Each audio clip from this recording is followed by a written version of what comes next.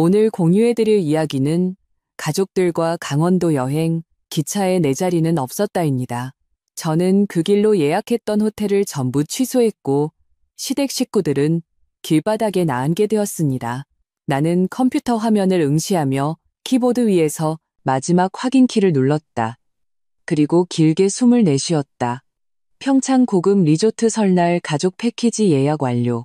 이것은 내가 공들여 계획한 설날 가족 여행이었다. 5박 6일, 항공권, 호텔, 관광지 입장권까지 모든 것이 완벽하게 준비되었다. 서 팀장님, 주문하신 커피 나왔습니다. 후배인이 대리가 조용히 컵을 내려놓으며 호기심 어린 눈으로 내 모니터를 힐끗 봤다. 팀장님, 온 가족이 여행 가시나 봐요? 네, 나는 관자놀이를 지그시 누르며 커피를 한 모금 마셨다. 결혼한 지 3년 만에 처음으로 계획한 가족 여행이에요. 어머님이 평창 눈꽃을 보고 싶다고 노래를 부르셔서 이번에 소원을 풀어드리려고요. 정말 다정하시네요. 이 대리는 웃으며 사무실을 나갔다. 다정하다고? 나는 속으로 쓴 웃음을 지었다. 이건 그저 박지훈 씨 가족에게 어떻게든 녹아들어 보려는 또 한 번의 처절한 노력일 뿐이었다. 결혼 3년. 나는 시어머니 눈에 영원한 남이었다. 요리도 못하고 살림도 못하고 일 때문에 바빠서 가정도 제대로 못 돌보는 서울 깍쟁이 며느리. 휴대폰이 진동했다. 남편 박지훈 씨의 카톡이었다. 연우야, 엄마가 강원도 영하 15도 넘는다고 두꺼운 패딩 꼭 챙기라고 하시네. 나는 알았어라고 답장을 보냈지만 마음속에선 짜증이 울컥 치밀었다. 30살이나 먹은 어른인데 무슨 옷을 입을지까지 시어머니가 원격으로 지시해야 한단 말인가. 하지만 이내 마음을 다잡았다. 이번 여행은 관계 개선을 위한 것이잖아. 참자. 퇴근 후 집에 돌아오니 거실은 여행 가방으로 가득했다. 시어머니 김영숙 여사님이 남편 지훈과 시누이 지혜를 지휘하며 온갖 물건들을 캐리어에 쑤셔넣고 있었다. 새아가 왔나? 시어머니는 나를 흘끗 쳐다보며 말했다. 와, 이리 늦게 오노. 내일 아침 일찍 기차 타야 하는데 짐은 다 쌌나? 어머니, 방금 퇴근해서요. 나는 억지 미소를 지으며 답했다. 제 짐은 금방 싸요. 20분이면 돼요. 새언니 시누이 지혜가 5살 딸 하윤이를 아는 채 끼어들었다. 엄마가 상비약 챙기라고 해서 저희가 좀 챙겼는데 언니도 필요하면 좀 가져가세요. 나는 고개를 끄덕였지만 속으로는 생각했다.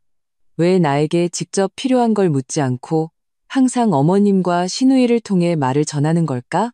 이 집은 언제나 이런 식이었다. 나는 구계자처럼 모든 정보를 제3자를 통해 전달받았다. 밤에 침대에 누워있는데 지훈 씨는 등을 돌린 채 휴대폰만 만지작거렸다. 나는 조심스럽게 물었다. 내일 우리 서울역까지 어떻게 가요? 형님이 차로 태워주신대. 지훈 씨는 고개도 들지 않고 말했다. 당신 퇴근이 너무 늦어서 우린 먼저 가 있어야 해. 난 반찬했어. 내일 점심때면 올 수 있는데 나는 이해가 가지 않았다. 엄마가 그러시는데 미리 가서 기다리는 게 맘 편하대. 차 막히면 어떡해. 지훈 씨의 말투에는 반론을 허용하지 않는 단호함이 묻어났다. 또 엄마가 그러시는데 나는 몸을 돌려 누워 더 이상 말하지 않았다.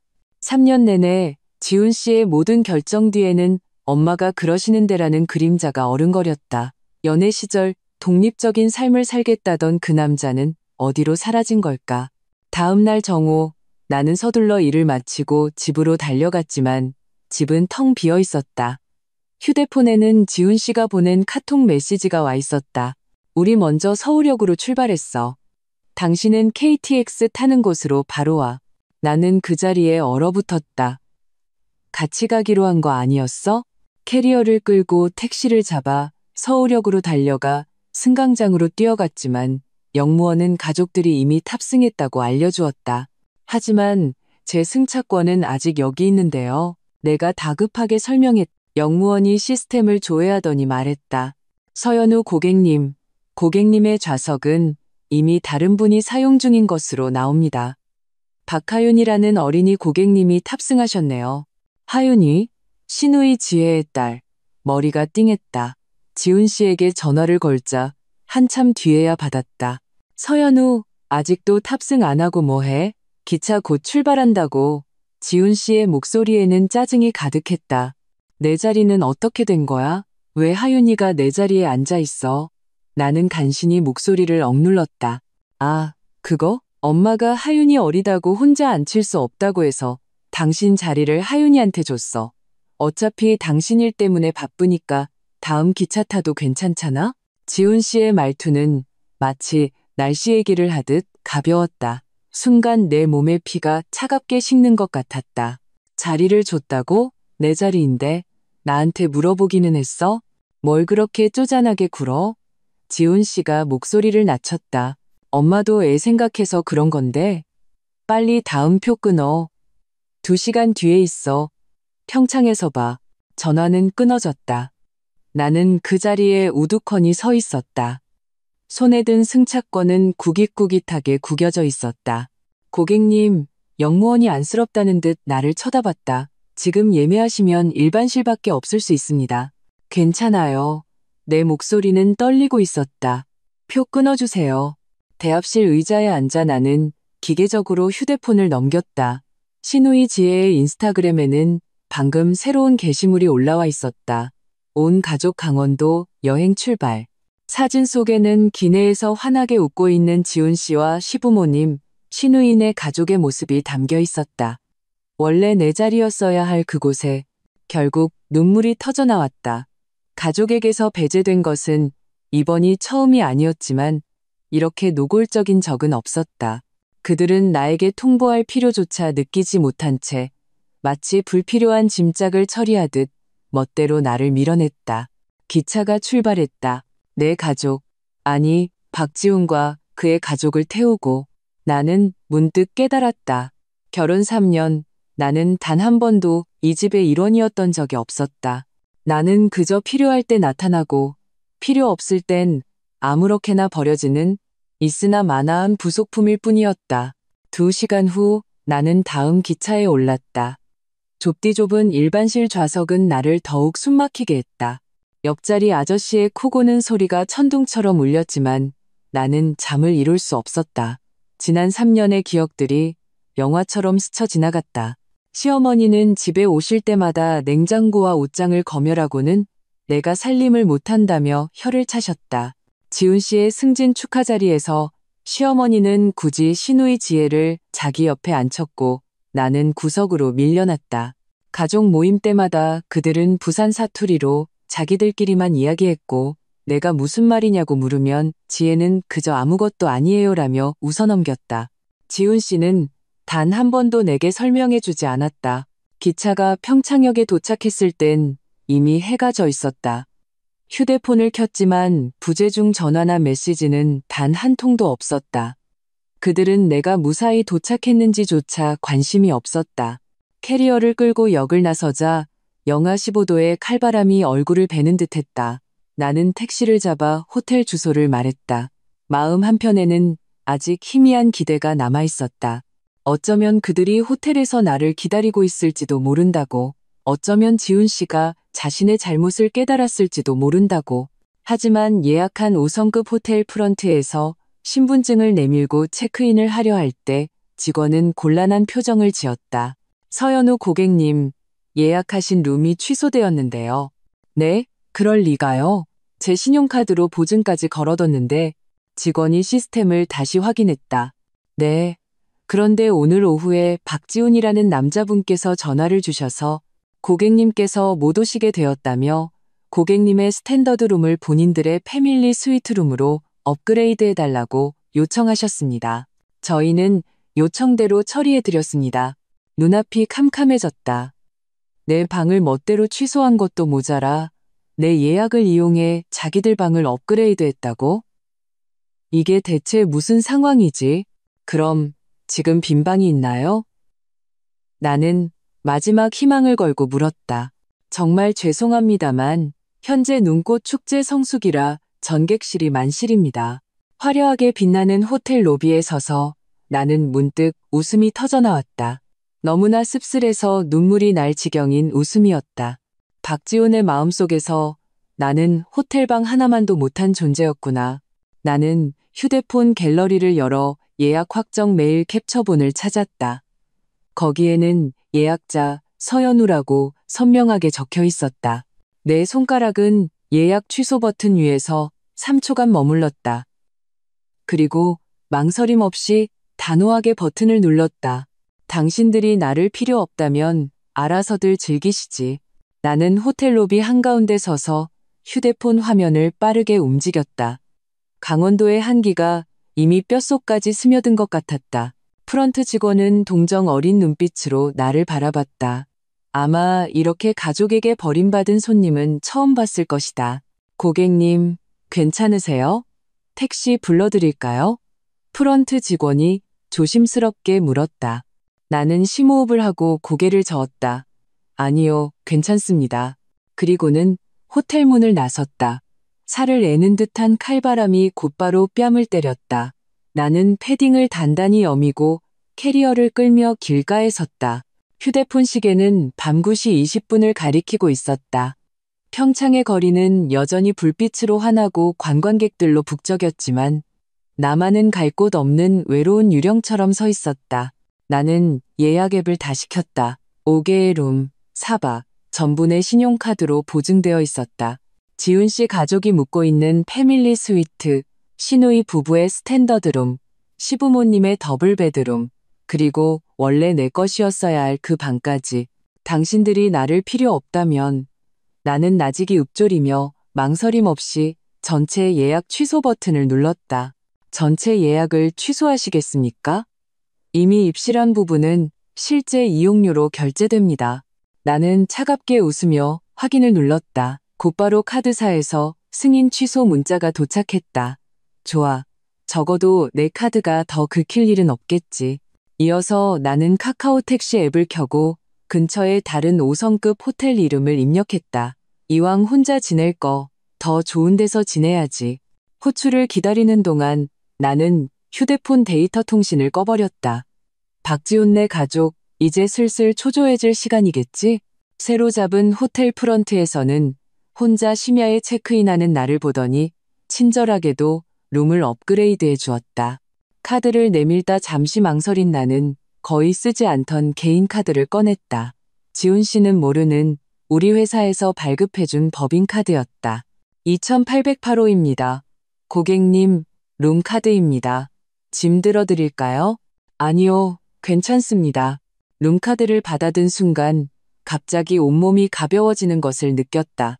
혼자 호텔에 묵는 게 얼마만이더라.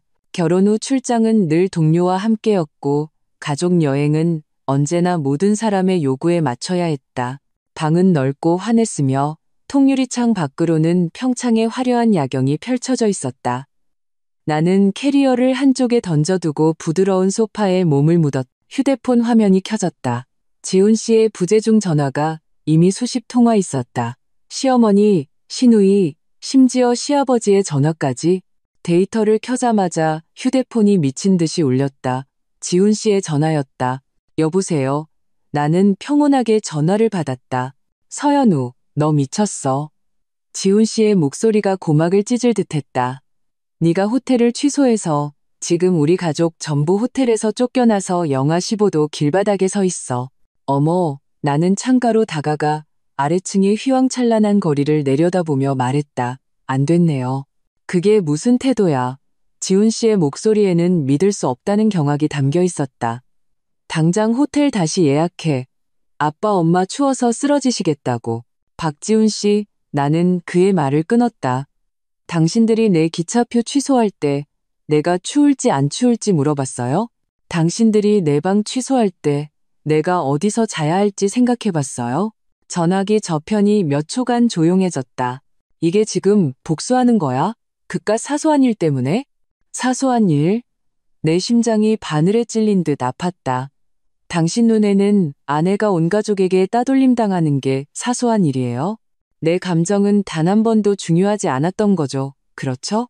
그만 좀 해, 진짜. 지훈 씨가 목소리를 낮췄다. 전화기 너머로 시어머니의 불평과 하윤이의 울음소리가 들려왔다. 빨리 호텔 다시 예약해. 무슨 일이든 집에 가서 얘기해. 불가능해요. 나는 단호하게 말했다. 당신들이 이번 여행에 내 참여를 원하지 않았으니 숙소 문제도 알아서 해결하세요. 아, 그리고 지금 눈꽃 축제 성수기라 방 구하기 힘들 텐데 행운을 빌어요. 나는 전화를 끊고 전원을 꺼버렸다. 통유리창 앞으로 다가가자 창문에 내 모습이 비쳤다. 눈가는 붉었지만 입가에는 후련한 미소가 걸려 있었다. 박지훈에게 처음으로 싫다고 말한 날, 기분은 예상외로 좋았다. 뜨거운 물로 샤워를 한 뒤 휴대폰을 켰다. 수십 개의 안 읽은 메시지가 쏟아져 들어왔다. 대부분 분노에서 애원, 그리고 협박으로 이어지는 지훈 씨의 메시지였다. 시어머니는 내가 불효하고 철이 없다고 비난하는 음성 메시지를 보냈고, 시누이는 내가 사소한 일로 트집을 잡아 가족의 화목을 깬다며 비아냥거렸다. 가장 가소로운 것은 시아버지의 메시지였다. 연우야, 한 가족끼리 터놓고 이야기 못할 게 뭐 있겠니? 어서 호텔 다시 예약해라. 내 시어머니 몸이 안 좋으시다. 나는 코웃음을 치며 답장했다. 아버님 아드님이 제 방을 취소할 때는 제 몸이 좋은지 안 좋은지 생각 안 해보셨나 봐요. 이 메시지를 보낸 후 나는 다시 휴대폰을 껐다. 푹신한 이불 속으로 파고들었다.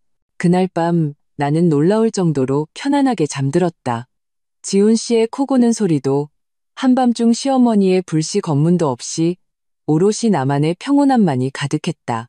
다음 날 아침 햇살이 커튼 틈으로 쏟아져 들어왔다. 나는 기지개를 켜고 느긋하게 씻고 화장을 한 뒤 조식 뷔페로 내려갔다. 풍성한 뷔페를 즐기며 휴대폰을 켰다. 지훈 씨가 새벽 3시에 보낸 메시지가 눈에 밝혔다. 우리 겨우 잠잘 곳 찾았어. 허름한 민박이야. 부모님은 침대에서 주무시고 나랑 지혜네는 바닥에서 자. 이제 만족해? 나는 커피잔을 내려놓고 화면 위에서 잠시 손가락을 멈췄지만 결국 아무 답장도 하지 않았다. 인스타그램을 열어보니 지혜가 어둡고 칙칙한 방사진을 올리며 글을 남겼다. 강원도에서의 첫날 밤, 잊지 못할 경험. 그 아래에는 시어머니가 댓글을 달았다. 어떤 것들은 이기적이라 늙은이랑 애들은 생각도 안 한다. 내 손가락은 친구 삭제 버튼 위를 맴돌았지만 결국 거두었다. 불평하게 내버려두자. 나는 더 이상 참고 견디는 서연우가 아니었다. 아침 식사를 마친 후 나는 강릉 안목해변 커피거리나 가볼까 생각했다. 호텔을 나서자 강원도의 햇살은 눈부셨지만 여전히 추웠다. 따뜻한 라떼 한 잔을 사들고 해변길을 걸었다. 바다와 예쁜 카페들을 보니 마음이 점차 가벼워졌다. 점심때쯤 휴대폰이 다시 울렸다. 모르는 번호였다. 여보세요? 나는 조심스럽게 받았다. 형님, 시누이 남편 준서 씨의 목소리였다. 드디어 전화 받으셨네요. 저희 지금 병원이에요. 엄마가 화병으로 쓰러지셨어요. 빨리 좀 와주세요. 심장이 쿵 내려앉았다. 어느 병원인데요? 강릉아산병원 응급실이요. 빨리요. 준서 씨는 다급하게 전화를 끊었다. 나는 길 한가운데 서서 갈등했다. 진짜 아프신 걸까? 아니면 또 다른 함정일까? 하지만 만에 하나 진짜라면 나는 한숨을 쉬고 택시를 잡아탔다. 강릉아산병원 응급실은 사람들로 북적였다. 사방을 둘러보다가 마침내 구석긴 의자에 앉아있는 지훈 씨 가족을 발견했다. 시어머니는 의자에 기댄 채 눈을 감고 있었는데 안색이 확실히 좋아 보이지 않았다. 지훈 씨가 나를 가장 먼저 발견하고는 달려왔다. 너 드디어 왔구나. 그가 내 손목을 잡아챘다. 빨리 가서 입원비부터 내. 나는 그의 손을 뿌리쳤다. 어머니, 어떻게 되신 거예요? 의사 선생님은 뭐래요? 혈압 오르시고 심장이 두근거린대. 지훈 씨가 귀찮다는 듯 말했다. 의사가 좀 지켜봐야 한다니까. 묻지 말고 돈부터 내. 나는 가방에서 의료보험증을 꺼냈다. 이걸로 하세요. 지훈 씨는 잠시 멍하니 있다가 소리쳤다. 의료보험증 있었으면 진작 말하지. 우리가 어제 그 거지 같은 민박에서 20만 원이나 썼는데 제 의료보험증을 왜 진작 말해야 하죠? 나는 차갑게 쏘아붙였다. 당신들이 제 방을 취소할 때 제가 의료보험증이 필요할지 생각이나 해봤어요? 서연우, 지훈 씨가 갑자기 언성을 높였다. 너 진짜 작작 좀 해. 엄마가 저 지경인데 아직도 그깟 사소한 일로 따지고 있어? 주변 사람들이 모두 우리를 쳐다봤다. 얼굴이 화끈 달아올랐다. 그때 시어머니가 힘없는 목소리로 입을 열었다. 연우야, 엄마가 잘못했다. 우리 지훈이랑 그만 싸우렴. 시어머니의 창백한 얼굴을 보니 마음이 약해졌다. 어쨌든 어르신인데 정말 무슨 일이라도 생기면 수납하고 올게요. 나는 수납 창구로 향했다. 줄을 서 있는데 지혜가 따라왔다. 새언니, 그녀는 평소와 달리 저자세로 말했다. 어젯밤은 저희가 잘못했어요. 그래도 언니도 너무 심했잖아요. 하윤이가 추워서 엉엉 울었다고요. 지혜야, 나는 그녀의 말을 끊었다. 내가 어젯밤 어디서 잤는지 알아? 그녀는 멍하니 나를 바라봤다. 전혀 생각해보지 않은 문제였던 모양이다. 다른 호텔에서 내 돈 내고 잤어. 당신들 가족이 묵는 스위트룸에는 내 자리가 없었으니까. 수납을 마치고 응급실로 돌아오니 마침 의사가 나왔다. 보호자분, 환자분은 그냥 좀 피로하신 데다 감정이 격해져서 그러신 겁니다. 큰 문제는 없으니 집에 가서 쉬시면 됩니다. 약 처방해드렸으니 제때 챙겨 드시고요. 부축을 받으며 나온 시어머니는 내 손을 힘없이 잡았다. 연우야, 집에 가자. 한 가족끼리 잘 지내야지. 나는 아무 말도 하지 않았다. 집? 어느 집? 영원히 나를 이방인 취급하는 그 집? 지훈 씨는 이때다 싶어 내 어깨를 감싸 안았다. 가자. 일단 당신이 묵는 호텔 가서 좀 쉬자. 나는 경계심 가득한 눈으로 그를 쳐다봤다. 내가 묵는 호텔이요? 응. 지훈 씨는 당연하다는 듯 말했다. 네가 우리 예약 취소했으니까 이제 내 방으로 갈 수밖에 없잖아. 엄마 아빠도 좀 푹 쉬셔야 하고 결국 이거였구나. 사과도 반성도 아닌 그저 편히 쉴 곳을 찾으려는 수작이었다. 나는 지훈 씨에 익숙하면서도 낯선 얼굴을 보며 문득 깨달았다. 그는 단 한 번도 나를 동등한 배우자로 대한 적이 없었다. 그저 편리한 도구일 뿐이었다. 안 돼요. 나는 한 걸음 물러섰다. 제 방은 1인실이에요. 우리끼리 좀 비좁게 자면 되지. 지훈 씨가 다급하게 말했다. 싫어요. 나는 단호하게 고개를 저었다. 알아서들 해결하세요. 병원비는 제가 냈으니 나머지는 저랑 상관없어요. 시어머니가 갑자기 울음을 터뜨렸다. 내가 무슨 팔자가 이리 사나워서 불효막심한 며느리를 들여가지고. 지훈 씨의 얼굴이 잿빛으로 변했다. 서연우, 너 꼭 이렇게 험한 꼴을 봐야겠어? 험한 꼴을 만든 건 당신들이에요. 나는 가방에서 현금 몇 장을 꺼내 지훈 씨에게 쥐어주었다. 이게 마지막 도움이에요. 진심 어린 사과를 할 게 아니라면 다시는 연락하지 마세요. 말을 마친 나는 뒤돌아섰다. 등 뒤로 시어머니의 통곡과 지훈 씨의 저주가 들려왔지만 이번에는 돌아보지 않았다. 병원을 나서자 강원도의 햇살은 여전히 눈부셨다. 나는 심호흡을 하고 택시를 잡았다. 어디로 가시죠? 기사님이 물었다. 나는 잠시 생각하다가 진심 어린 미소를 지으며 말했다. 대관령 눈꽃축제요. 대관령 눈꽃축제는 상상 이상으로 장관이었다. 투명한 얼음 조각들이 햇살 아래 꿈처럼 반짝였고 거대한 얼음 미끄럼틀에서는 관광객들의 환호성이 터져나왔다. 나는 따뜻한 핫초코를 사들고 얼음 조각들 사이를 목적 없이 거닐며 사진을 찍었다. 휴대폰이 진동했다. 대학 동기인 수진이의 영상통화 요청이었다. 잠시 망설이다가 전화를 받았다. 서연우, 너 진짜 강원도야? 수진이의 우렁찬 목소리가 스피커를 뚫고 나왔다. 내 인스타 사진 봤어. 왜 혼자야? 박지훈은? 나는 쓴웃음을 지으며 말했다. 말하자면 길어. 20분 동안 나는 그간의 일을 간단히 설명했다. 전화기 저편은 몇 초간 침묵이 흐르더니 이내 귀청이 터질 듯한 환호성이 터져나왔다. 대박. 너 드디어 싫다고 말할 줄 알게 됐구나. 조용히 좀 해. 주변에서 다 쳐다보잖아. 쳐다보면 어때? 수진이는 아랑곳하지 않았다. 난 네가 자랑스럽다. 내가 박지훈네 가족 때문에 얼마나 속 터졌는지 알아? 네가 걔네한테 당하는 얘기 들을 때마다 내가 달려가서 네 편 들어주고 싶었다고. 코끝이 찡해졌다. 그래, 왜 남들은 이렇게 똑똑히 보는데 나는 3년 동안이나 스스로를 속여왔을까? 그래서 지금은 어디 묵는데? 안전하긴 하고? 수진이가 걱정스럽게 물었다. 다른 5성급 호텔. 괜찮아. 나는 휴대폰 카메라를 돌려 뒤편의 얼음 조각들을 보여주었다. 적어도 길바닥에서 자는 것보단 낫지. 수진이가 폭소했다. 꼴 좋다. 버림받는 기분이 어떤 건지 걔네도 좀 당해봐야 해. 아, 맞다. 그녀가 갑자기 목소리를 낮췄다. 앞으로 어쩔 생각이야? 나는 멍해졌다. 그래, 앞으로는 이번 충돌은 그저 도화선일 뿐. 진짜 문제는 산산조각난 우리의 결혼 관계였다. 모르겠어. 나는 나직이 말했다. 어쩌면 이혼해야 할지도? 이혼이라는 단어를 입에 올리는 순간 심장이 찢어지는 듯 아팠다.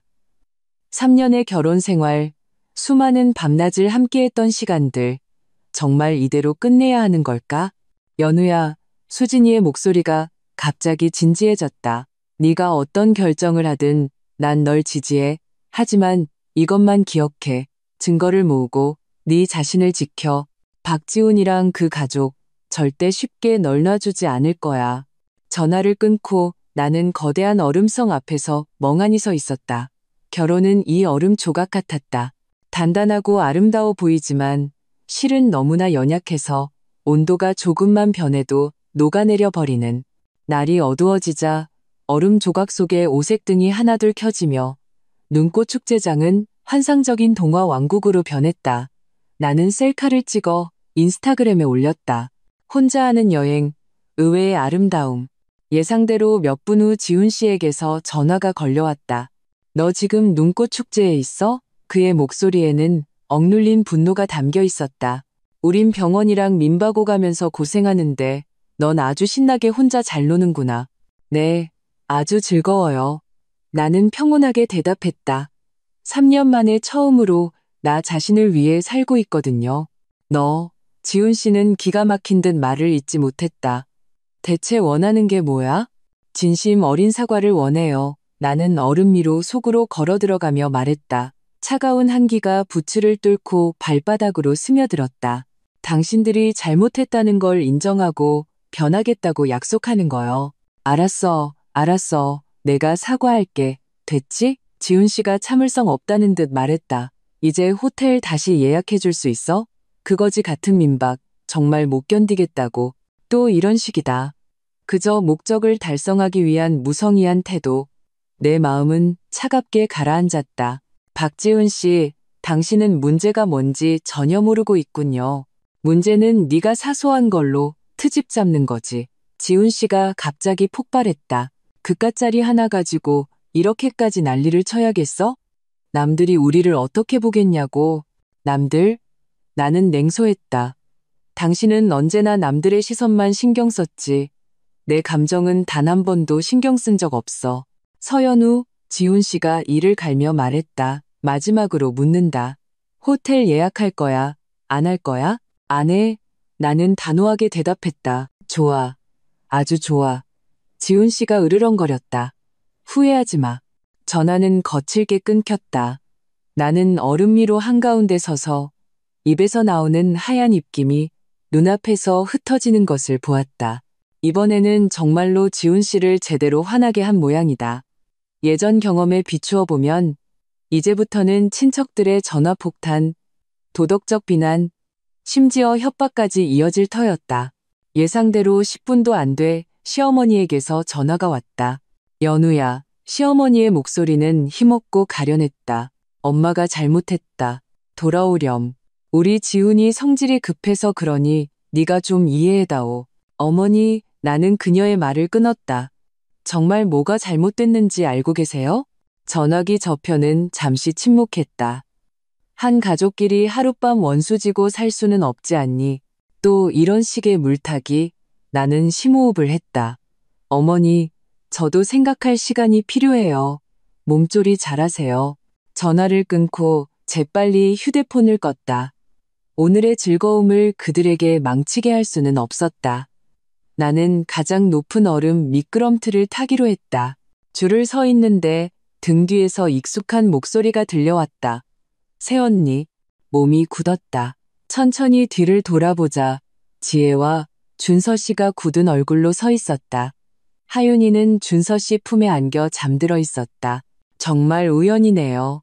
나는 억지 미소를 지었다. 우연? 지혜가 비웃었다. 우리가 언니를 얼마나 찾아다녔는지 알아요? 엄마는 병원에 있는데 언니는 여기서 아주 신나게 놀고 있네요. 병원비도 냈고 가서 뵙기도 했어요. 나는 평온하게 말했다.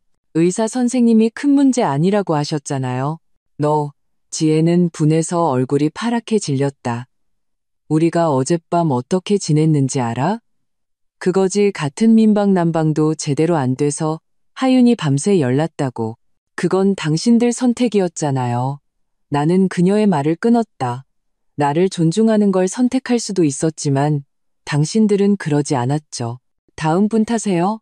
나는 미끄럼틀 입구로 재빨리 걸어가며 등 뒤에서 쏟아지는 지혜의 저주를 흘려들었다. 20m 높이의 얼음 미끄럼틀에서 단숨에 내려오는 기분은 최고였다. 귓가에서 바람 소리가 윙윙거렸고 모든 번뇌가 뒤로 날아가는 듯했다. 미끄럼틀 아래에 도착해 웃으며 일어났는데 지혜와 준서 씨가 이미 출구에서 나를 기다리고 있었다. 형님, 준서 씨가 나를 막아섰다. 그만하고 돌아가시죠. 한 가족끼리 터놓고 이야기 못할 게 뭐 있겠습니까? 나는 그의 위선적인 미소를 보며 역겨움을 느꼈다. 평소 과묵하던 이 남자는 가족 갈등이 생길 때마다 중재자인 척했지만 실은 언제나 자기 안의 편만 들었다. 준서 씨, 나는 그의 눈을 똑바로 쳐다봤다. 만약 지혜 씨의 자리가 취소되고 온 가족에게 공항에서 버림받았다면 당신은 어떻게 했을 것 같아요? 그는 당황해서 아무 말도 하지 못했다. 가자, 여보. 지혜가 남편의 팔을 잡아 끌었다. 저런 양심 없는 인간이랑 무슨 말을 해. 형님한테 다 말해버리자. 그들이 떠나는 뒷모습을 보며 나는 길게 숨을 내쉬었다. 아무래도 눈꽃 축제장에도 오래 머물 수는 없겠다. 장소를 옮겨야 했다. 택시를 타고 호텔로 돌아와 로비로 들어서는 순간 박지훈이 분노에 찬 얼굴로 나를 향해 걸어오는 것이 보였다. 서연우, 그가 내 손목을 와락 잡아챘다. 너 정말 너무하는군. 이거 놔요. 내가 뿌리치려 했지만 그의 손가락은 쇠집게처럼 단단했다. 프런트 직원이 이쪽 소동을 알아채고 달려왔다. 손님, 무슨 문제 있으십니까? 네, 아내요. 지훈 씨가 큰 소리로 외쳤다. 우리 부부 문제니 신경 끄쇼. 직원이 의심스러운 눈으로 나를 쳐다봤다. 고객님, 도움이 필요하십니까? 저는 이 사람 몰라요. 나는 침착하게 말했다. 보안팀, 좀 불러주세요. 지훈 씨는 믿을 수 없다는 듯 눈을 크게 떴다. 너 뭐라고 했어? 직원은 즉시 무전기를 들었다. 지훈 씨는 상황이 불리해지자 손을 놓을 수밖에 없었지만 눈에는 더욱 짙은 분노가 서려 있었다. 좋아. 아주 좋아. 서연우, 너 기다려. 그가 분노에 차 떠난 후 직원이 걱정스럽게 물었다. 정말 괜찮으세요? 경찰에 신고해드릴까요? 아니요, 괜찮습니다. 나는 억지 미소를 지었다. 방 좀 바꿔주실 수 있을까요? 그 사람이 또 찾아와서 소란 피울까봐 무서워서요. 새로 바꾼 방으로 돌아와 나는 결국 무너져 내렸다. 눈물이 걷잡을 수 없이 터져 나왔다. 3년간의 서름이 터진 둑처럼 쏟아져 나왔다. 방금 전 지훈 씨의 눈빛은 너무나 무서웠다. 마치 내가 그의 아내가 아니라 원수인 것처럼. 휴대폰을 켜자 수많은 메시지가 쏟아져 들어왔다. 지훈 씨와 시어머니의 메시지 외에도 시댁 고향 친척들에게서 온 메시지들이 몇 개 있었다. 내용은 놀랍도록 일치했다. 내가 불효하고 철이 없어서 어르신들을 타지에서 고생시킨다는 비난이었다. 가장 마음이 아팠던 것은 시아버지의 메시지였다. 연우야, 네게 너무나 실망했다. 지훈이가 너한테 얼마나 잘해줬는데 네가 이렇게 배신을 하니. 나는 침대에 몸을 웅크린 채 눈물로 베개를 적셨다. 이 집안에서 나는 언제나 틀린 사람이었고, 언제나 타협해야 했고, 언제나 대의를 위해 희생해야 했다. 깊은 밤 휴대폰이 다시 진동했다. 모르는 번호로 온 멀티미디어 메시지 MMS였다. 열어보는 순간 피가 차갑게 식었다. 나와 대학 남자 동기의 단체 사진에서 내 얼굴과 그 남자 동기의 얼굴만 잘라내 악의적으로 편집한 사진이었다. 이 더러운 년아. 말 안 들으면 이 사진들 내 회사 이메일로 다 뿌려버릴 줄 알아. 손이 떨려 휴대폰을 제대로 잡을 수조차 없었다. 누가 보낸 거지? 박지훈? 박지혜? 그들이 어떻게 이 사진을? 공포에 질려 있을 때 수진이에게서 전화가 왔다. 연우야. 그녀의 목소리는 몹시 긴장되어 있었다. 나 방금 모르는 사람한테서 이메일 받았는데 내 사진이 몇 장 들어있어. 네가 바람폈다고. 이게 대체 어떻게 된 거야? 그거 가짜야. 나는 거의 소리치듯 말했다. 대학교 때 단체 사진인데 포토샵으로 조작한 거야. 그럴 줄 알았어. 수진이가 분노했다.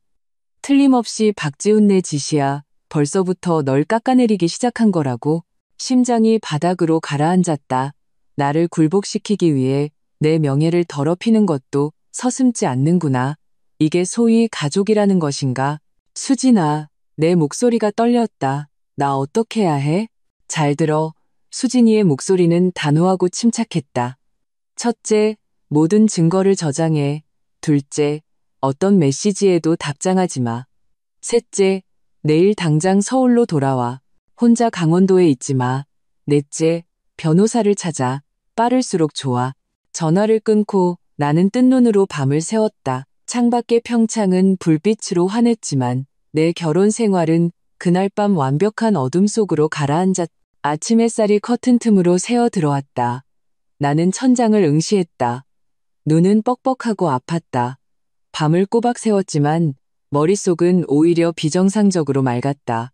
그 포토샵 사진은 칼날처럼 이 결혼에 대한 나의 마지막 미련을 완전히 끊어버렸다. 휴대폰 화면이 켜지며 항공사에서 보낸 탑승 알림 메시지가 떴다. 어젯밤 나는 오늘 정오에 서울로 돌아가는 비행기 표를 예매했다. 짐을 싸다가 캐리어 안주머니에서 딱딱한 물건이 손에 잡혔다. 꺼내보니 지훈 씨의 예비 휴대폰이었다. 나는 멍해졌다. 이게 언제 들어왔지? 생각해보니 출발 전날 밤 지훈 씨가 짐 정리를 도와달라고 했을 때 몰래 쑤셔 넣은 것 같았다. 그는 늘 그랬다.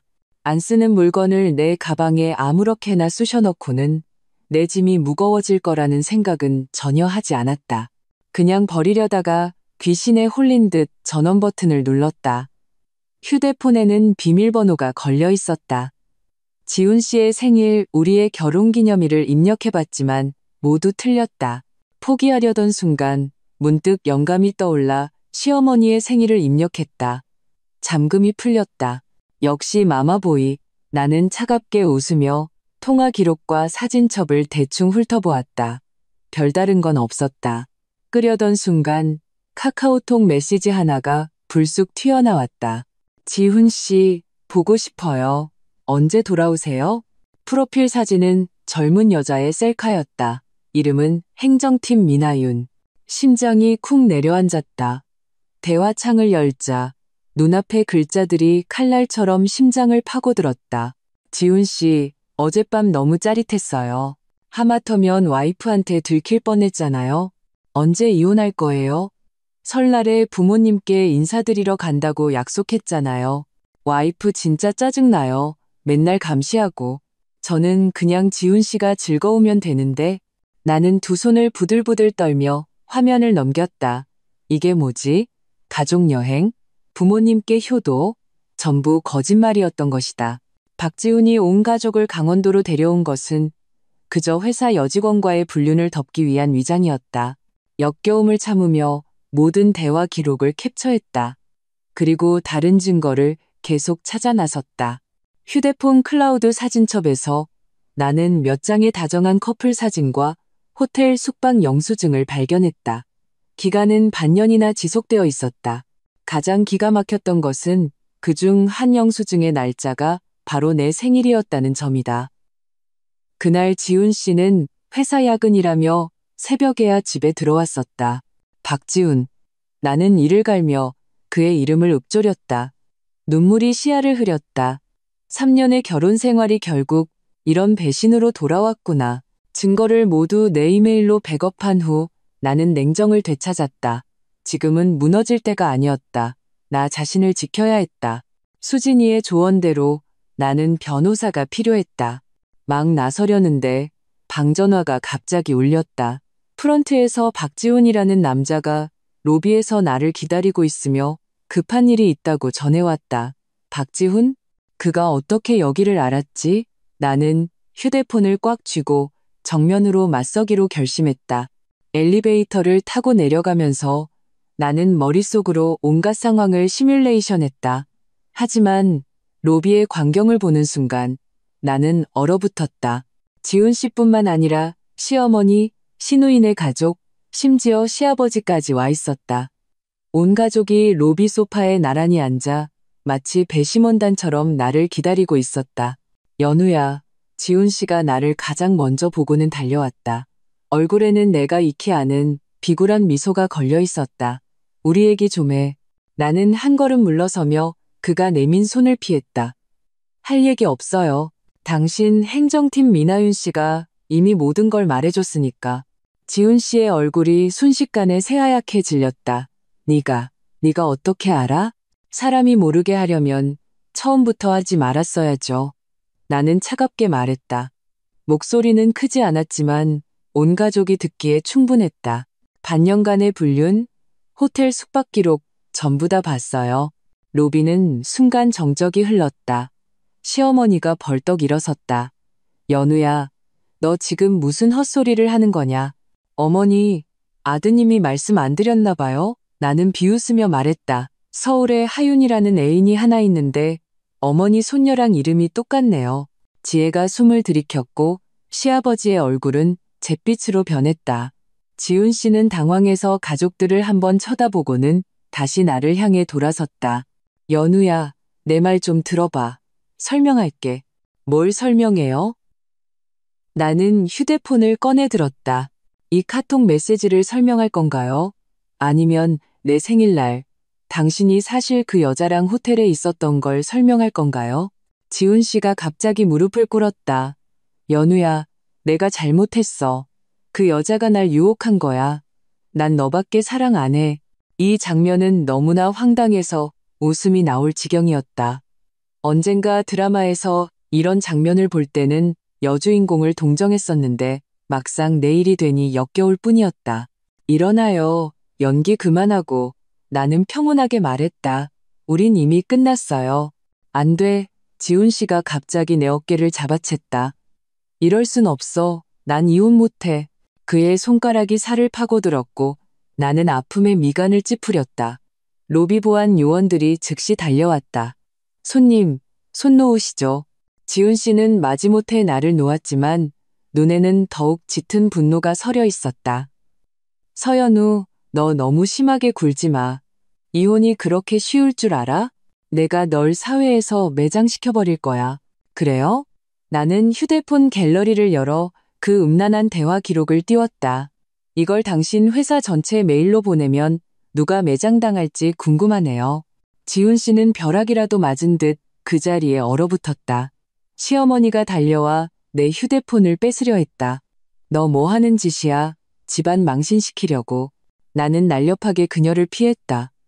망신이요? 아드님이 바람 피울 때는 망신당할까봐 무섭지 않으셨어요?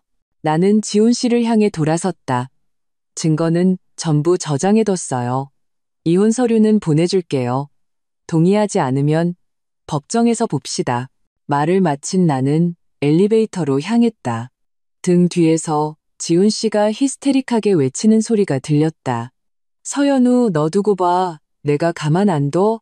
방으로 돌아와 나는 즉시 수진이에게 전화했다. 내 설명을 들은 그녀는 즉시 이혼 전문 변호사 친구를 소개해 주었다. 연우야, 잘했어. 수진이가 흥분해서 말했다. 그 증거들 정말 결정적이야. 박지훈 이제 끝났어. 전화를 끊고 나는 창밖의 평창 하늘을 바라보았다. 처음으로 해방감을 느꼈다. 3년의 결혼 생활은 이토록 연약한 거짓말 위에 세워져 있었구나. 짐을 챙겨 공항으로 떠날 준비를 했다. 그런데 운명은 내게 마지막 시험을 주려는 듯했다. 엘리베이터에서 막 내리는데 시어머니가 혼자 로비 구석에 창백한 얼굴로 앉아 있는 것이 보였다. 본능은 그냥 지나치라고 말했지만 힘없는 그녀의 모습을 보니 그냥 지나칠 수가 없었다. 어머니, 괜찮으세요? 시어머니가 고개를 들었다. 눈에는 눈물이 그렁그렁했다. 연우야, 엄마는 정말 몰랐다. 우리 지훈이 그 못난 놈이. 그녀가 갑자기 내 손을 잡았다. 그래도 이혼은 안 된다. 여자가 이혼하고 어떻게 살아? 남들이 우리 박씨 집안을 어떻게 보겠니? 또 이 소리다. 언제나 남의 시선, 언제나 내 감정은 뒷전. 나는 조용히 손을 빼냈다. 어머니, 시대가 변했어요. 이혼이 무슨 흉도 아니고요. 그럼 재산은 어떻게 나눌 거니?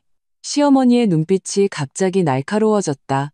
집은 지훈이가 먼저 돈을 냈는데 결국 이거였구나. 이게 그녀가 진짜로 신경 쓰는 것이었다. 나는 차갑게 웃었다. 혼인 후 재산은 공동 재산입니다. 법에 명확히 규정되어 있어요. 그리고 나는 목소리를 낮췄다. 아드님이 불륜추문으로 세상에 알려지는 걸 원치 않으신다면 순순히 협조하시는 게 좋을 겁니다.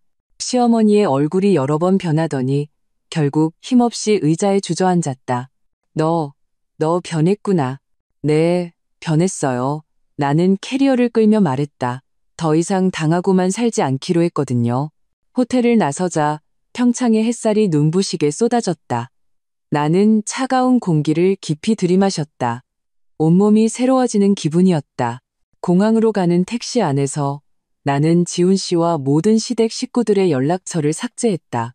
비행기가 이륙할 때 나는 창밖으로 점점 작아지는 도시의 윤곽을 보며 마음에 한 점의 미련도 남지 않았음을 느꼈다. 이 결혼은 평창의 얼음 조각 같았. 아름다워 보였지만 실은 너무나 연약해서 결국 진실의 햇살 아래 녹아내리고 말았다. 서울에 돌아온 후 나는 곧바로 수진이가 소개해준 법무법인으로 향했다. 변호사 장미영 씨는 유능한 중년 여성이었다. 내 설명을 듣고 증거를 검토한 후 그녀는 자신감 넘치게 말했다. 서연우 씨, 이 소송은 우리가 무조건 이깁니다. 위임 계약서에 서명할 때 내 손은 조금 떨렸지만 마음은 그 어느 때보다 단단했다. 3년의 결혼 생활은 곧 마침표를 찍을 것이고 나의 새로운 인생은 이제 막 시작될 참이었다. 장미영 변호사의 사무실은 넓고 환했다. 창밖으로는 서울 강남의 화려한 풍경이 펼쳐져 있었다. 나는 가죽 소파에 앉아 그녀가 이혼 시 직면할 수 있는 문제들을 조목조목 분석하는 것을 들었다. 제공해주신 상황을 보면 박지훈 씨에게 명백한 유책 사유가 있습니다. 우리는 공동재산을 더 많이 분할해달라고 주장할 수 있어요. 장 변호사가 안경을 고쳤으며 말했다. 두 분 명의의 아파트는 혼인 후에 구입하신 거죠? 네, 첫 지분은 그쪽이 60%, 제가 40%를 냈지만 대출금은 계속 저희가 공동으로 상환했어요. 문제 없습니다. 전부 부부 공동재산에 해당합니다. 장 변호사는 노트북에 무언가를 기록했다. 더 중요한 것은 남편분의 외도 증거를 가지고 계시다는 점입니다. 혹시 경제적 통제에 대한 증거도 있나요? 나는 휴대폰에서 가계부 앱을 열어 보여주었다. 지난 3년간 집안의 모든 지출은 내가 책임졌다. 그의 월급은 내게 준 적이 없고 오직 아파트 대출금만 갚았다. 아주 좋습니다. 장 변호사의 눈이 빛났다. 이런 경제적 통제 행위 역시 이혼 소송에서 매우 중요합니다. 그리고 혹시 폭력적인 성향은 없었나요? 나는 호텔 로비에서 지훈 씨가 내 어깨를 꽉 잡았던 일을 떠올리며 잠시 망설였다. 직접적으로 맞은 적은 없지만 화가 나면 물건을 던지거나 제 손목을 세게 잡은 적은 있어요. 기록해두죠. 장 변호사가 단호하게 말했다. 어떤 형태의 폭력이든 용납될 수 없습니다. 상담은 2시간 동안 이어졌다. 사무실을 나설 때 내 가방에는 준비해야 할 서류 목록이 한가득 들어있었다. 사무실 건물 앞에 서자 서울의 햇살이 눈을 아프게 찔렀다. 이 모든 것이 비현실적이었다. 한 달 전만 해도 나는 현상 유지에 안주하는 주부였는데 지금은 이혼 서류를 준비하고 있었다. 휴대폰이 진동했다. 모르는 번호였다. 전화를 받자 저편에서 지훈 씨의 음침한 목소리가 들려왔다. 서연우, 너 정말 변호사 찾아갔구나. 심장이 쿵 내려앉았다. 그가 어떻게 알았지? 곧바로 상황을 파악했다. 나 미행했어요? 내가 어떻게 알았는지는 신경 꺼. 지훈 씨의 목소리에는 위협이 담겨 있었다. 경고하는데 일 크게 만들지 마. 아파트, 예금, 너 한 푼도 못 가져갈 줄 알아. 법이 공정하게 판결해 줄 거예요. 나는 최대한 침착함을 유지했다. 그리고 다시는 나 미행하지 마세요. 그렇지 않으면 접근 금지 신청할 거예요. 지훈 씨가 비웃었다. 너만 변호사 있는 줄 알아? 우리 엄마가 벌써 최고의 이혼 전문 변호사 구해놨어. 내 그깟 잔꾀, 안 통해. 전화를 끊자 손이 떨려 휴대폰을 제대로 잡을 수 없었다. 박 씨 집안의 움직임은 내 생각보다 빨랐다. 이 이혼 전쟁 쉽지 않겠구나. 급하게 구한 임시 거처로 돌아와 나는 소파에 쓰러지듯 누웠다. 이 원룸은 지난주에 급하게 얻은 곳이었다. 초라하긴 해도 적어도 안전한 피난처였다. 잠시 쉬려는데 휴대폰이 또 울렸다. 이번에는 시어머니 번호였다. 잠시 망설이다가 전화를 받았다. 연우야, 시어머니의 목소리는 평소와 달리 상냥했다. 엄마가 너랑 조마허 얘기 좀 하고 싶구나. 지훈이 그 일은 걔가 잘못한 게 맞다. 엄마가 단단히 혼내줬어. 나는 경계하며 아무 말도 하지 않았다. 하지만 이혼까지 할 필요는 없지 않니? 시어머니가 계속해서 설득했다. 지훈이도 잘못했다고 하고 그 여자랑 깨끗하게 정리하겠다고 약속했다. 너희 3년 부부인데 이렇게 헤어지는 건 어머니, 나는 그녀의 말을 끊었다. 정말 이게 단순히 외도 문제라고만 생각하세요? 지난 3년간 제가 어머니 댁에서 단 하루라도 가족으로 대접받은 적이 있었나요? 전화기 저편은 잠시 침묵했다. 다 한 가족인데 무슨 서운한 게 있겠니? 가족 모임 때마다 사투리로 자기들끼리만 얘기해서 저를 외톨이로 만들었죠. 제가 무슨 결정을 할 때마다 지훈 씨는 먼저 어머니 의견부터 물었고요. 심지어 제 옷장과 냉장고까지 어머니는 사사건건 간섭하셨어요. 3년간의 서름이 홍수처럼 터져나왔다. 어머니, 이건 결혼이 아니에요. 감옥이었어요. 시어머니의 목소리가 갑자기 차가워졌다. 그래서 너 기어이 이혼하겠다는 거냐? 네, 좋아, 아주 좋아. 시어머니의 말투가 날카롭게 변했다. 그럼 우리도 가만히 있지 않을 테니 두고 봐. 그 아파트 집은 우리 집에서 먼저 낸 돈이야. 너 한 푼도 못 가져갈 줄 알아. 전화는 거칠게 끊겼다. 나는 쓴웃음을 지으며 고개를 저었다. 역시 온정적인 태도가 통하지 않자 바로 협박으로 나오는군.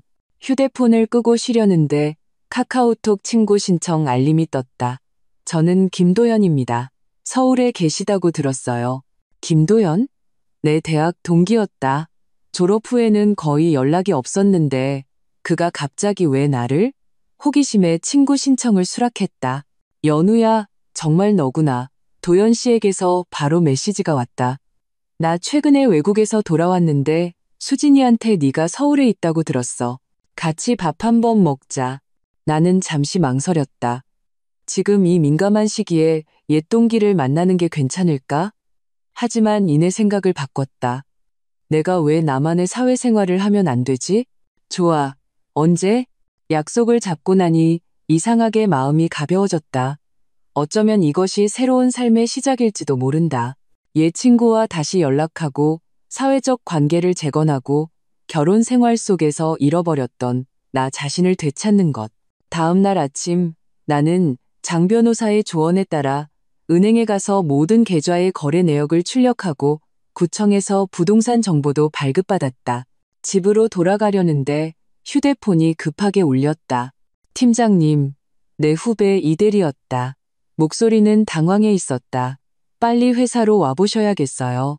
어떤 분들이 1층 로비에서 소란을 피우고 있는데 팀장님 시댁 식구라고 팀장님한테 할 말이 있대요. 피가 차갑게 식었다. 박지훈, 내가 기어이 내 회사까지 찾아왔구나. 택시를 잡아타고 기사님에게 최대한 빨리 가달라고 재촉했다.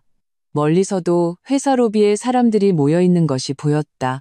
가까이 다가가자 시어머니가 목이 터져라 외치는 소리가 들렸다. 우리 며느리가 당신 내 회사 남자한테 홀려서 남편도 자식도 버리려고 해요. 여러분, 이게 말이 됩니까? 지혜가 옆에서 거들었다. 우리 새언니가 원래 얼마나 현모양처였는데 이 회사 들어오고 나서 변했어요. 틀림없이 누가 나쁜 물을 들인 거예요. 몇몇 동료들이 난처한 표정으로 서 있었고 보안 요원들이 그들을 말리고 있었다. 나는 심호흡을 하고 성큼성큼 걸어나갔다. 어머니, 지혜야, 지금 뭐 하는 짓이에요? 모든 사람이 일제히 나를 쳐다봤다. 시어머니는 잠시 흠칫하더니 이내 내게 달려와 손을 잡았다. 연우야, 엄마랑 집에 가자. 지훈이도 잘못했다고 하잖니? 네가 이렇게 그 애를 버리면 안 돼. 나는 힘껏 손을 뿌리쳤다. 어머니, 할 얘기가 있으면 개인적으로 해요. 제 회사에서 이러지 마세요. 개인적으로? 지혜가 날카롭게 소리쳤다. 네가 전화도 안 받고 카톡도 안 읽는데 우리가 어떻게 개인적으로 얘기를 해. 그래서 제 회사에 와서 행패를 부려요? 나는 분노에 온몸이 떨렸다. 제 직장 생활은 생각 안 해요? 제 평판은요? 평판? 지혜가 비웃었다. 네가 감히 바람을 폈으면서 평판 따위를 신경 써? 바람이라니. 나는 충격받아 그녀를 쳐다봤다. 바람 피운 건 박지훈이에요. 증거도 있다고요. 말도 안 되는 소리. 시어머니가 갑자기 가방에서 사진 한 뭉치를 꺼내 바닥에 뿌렸다. 여러분, 보세요. 이게 우리 며느리의 진짜 모습입니다. 나는 고개를 숙여 사진들을 보았다. 순간 피가 머리끝까지 솟구쳤다.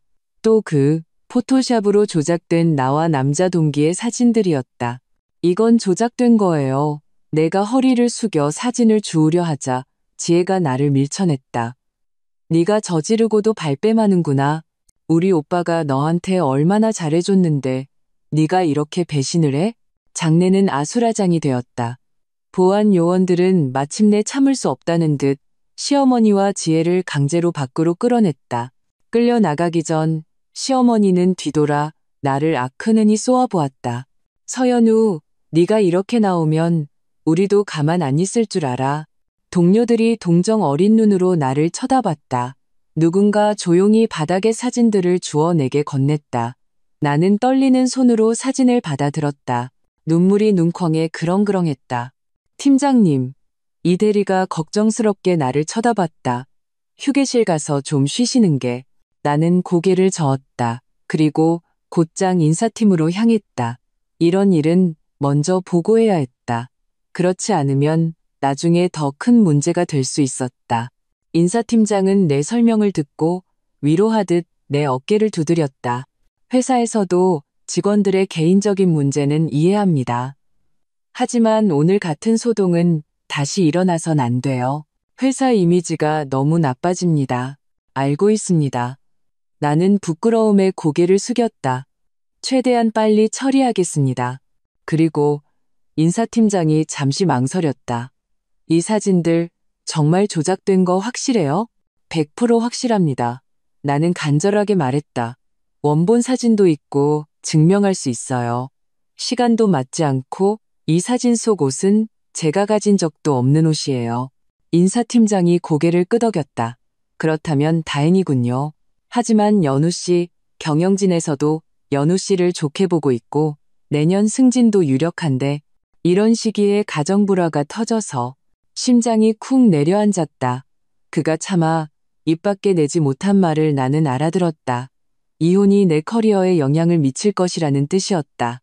인사팀 사무실을 나와 나는 곧장 화장실로 갔다. 문을 잠근 후에야 참았던 눈물을 터뜨렸다. 왜 이혼은 여자에게만 이렇게 힘든 걸까? 남자가 바람을 피웠는데 결국 직장과 사회의 압박을 견뎌야 하는 것은 여자였다. 눈물을 닦고 휴대폰을 꺼내 장 변호사에게 전화했다. 오늘 있었던 일을 모두 말해주었다. 전형적인 명예훼손 전략입니다. 장 변호사가 침착하게 분석했다. 당신의 평판을 깎아내려 이혼 협상에서 유리한 고지를 점하려는 거죠. 걱정 마세요. 우리는 명예훼손으로 맞고소할 수 있습니다. 하지만 제 직장 생활은 이미 영향을 받았어요. 나는 낙담해서 말했다. 견뎌내세요. 장 변호사가 나를 격려했다. 이런 소란은 오히려 그들이 궁지에 몰렸다는 증거입니다. 아, 맞다. 내일 시간 괜찮으세요? 재산 분할에 대한 구체적인 계획을 논의해야 합니다. 전화를 끊고 거울 속에 초췌한 내 모습을 보며 나는 굳게 다짐했다.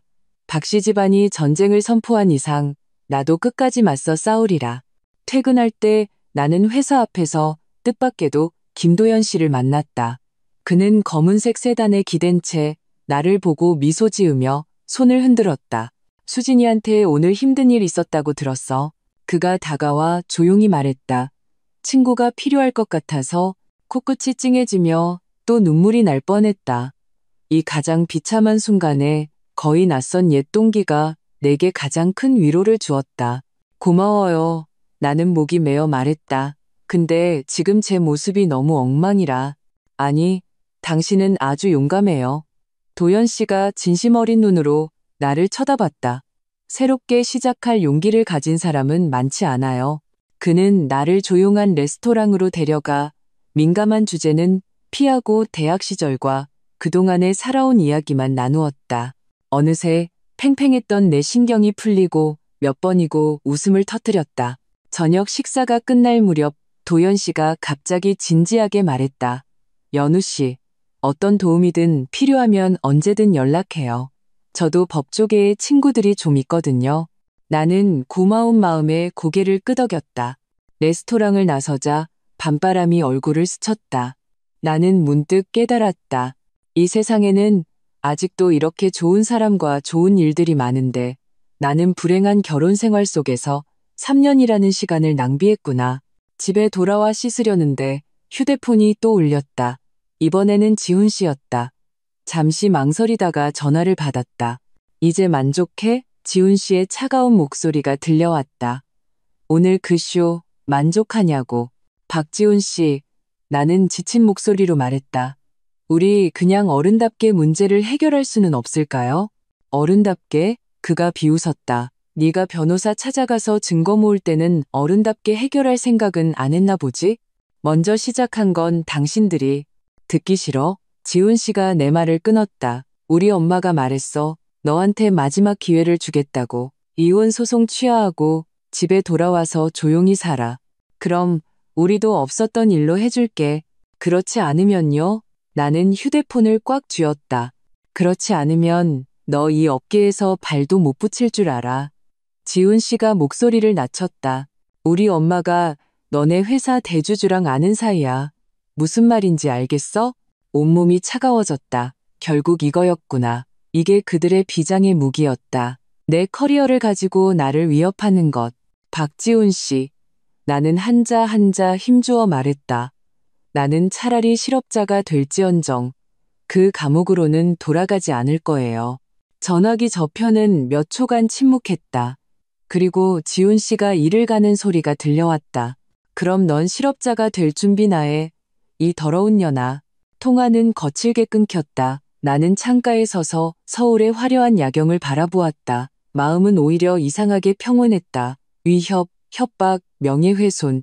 박씨 집안은 모든 수단을 다 썼지만 그럴수록 나를 더욱 단단하게 만들 뿐이라는 것을 그들은 몰랐다. 다음 날 아침 나는 곧장 회사 대표님을 찾아갔다. 소문이 퍼지기를 기다리기보다 먼저 상황을 설명하는 것이 낫다고 판단했다. 대표님은 내 설명을 다 듣고 뜻밖에도 이해한다는 반응을 보였다. 연우 씨, 회사가 중요하게 생각하는 건 연우 씨의 능력이지 사생활이 아닙니다. 하지만 그가 잠시 망설였다. 박씨 집안이 이쪽에 연줄이 좀 있는 건 사실이라 이 일이 좀 골치 아파질 수도 있습니다. 심장이 쿵 내려앉았다. 저는 회사의 입장을 이해합니다. 서두르지 말아요. 대표님이 웃으며 말했다. 내게 제안이 하나 있어요. 상하이 지사에서 지금 새로운 팀을 꾸리고 있는데 책임자가 필요해요. 연우 씨가 원한다면 그쪽으로 가는 걸 고려해봐요. 상하이라니요. 나는 멍해졌다. 이것은 완벽히 새로운 시작, 서울의 모든 시비로부터 벗어나는 것을 의미했다. 감사합니다, 대표님. 나는 심호흡을 했다. 생각해 보겠습니다.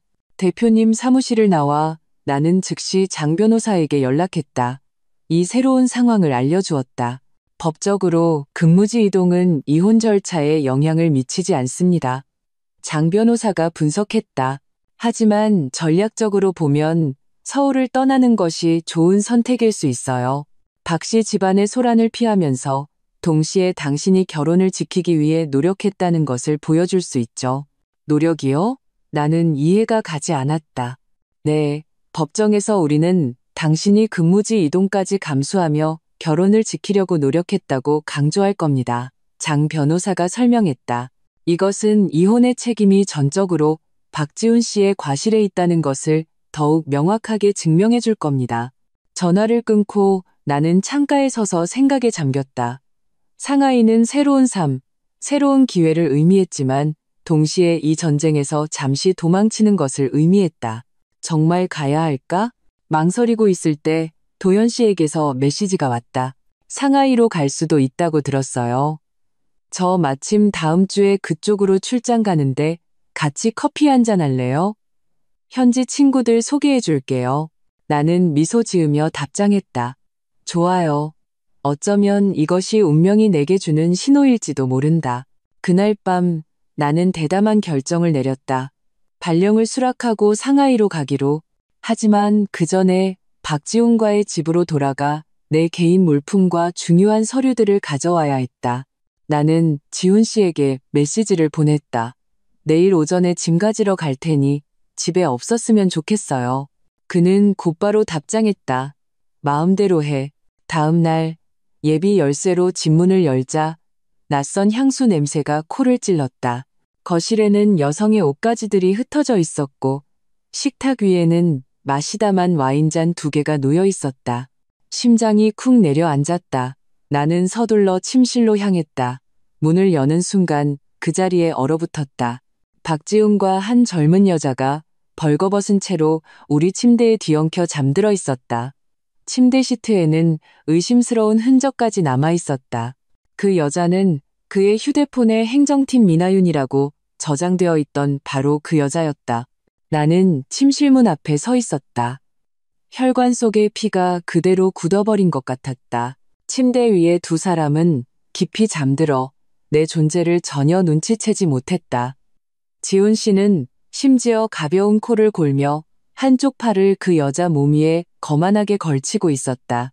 이것이 그가 말한 잘못을 알았다는 것이고 시어머니가 말한 깨끗하게 정리했다는 내연녀였다. 역겨움이 치밀어 올랐다. 속이 울렁거리는 것을 억지로 참으며 나는 조용히 뒤로 물러나 휴대폰을 꺼내 녹화를 시작했다. 카메라는 어지러운 것일 식탁 위에 와인잔을 훑고 마지막으로 침실 속 벌거벗은 남녀에게 고정되었다. 증거 수집을 마친 후 나는 조심스럽게 내 물건들을 챙기기 시작했다. 결혼사진, 커플 머그컵, 그가 사줬던 싸구려 선물들 모두 그 자리에 남겨두었다. 나는 오직 신분증, 개인 노트북, 몇 가지 기념 가치가 있는 물품과 자주 입는 옷까지만 챙겼다. 서재를 정리하다가 금고가 살짝 열려 있는 것을 발견했다.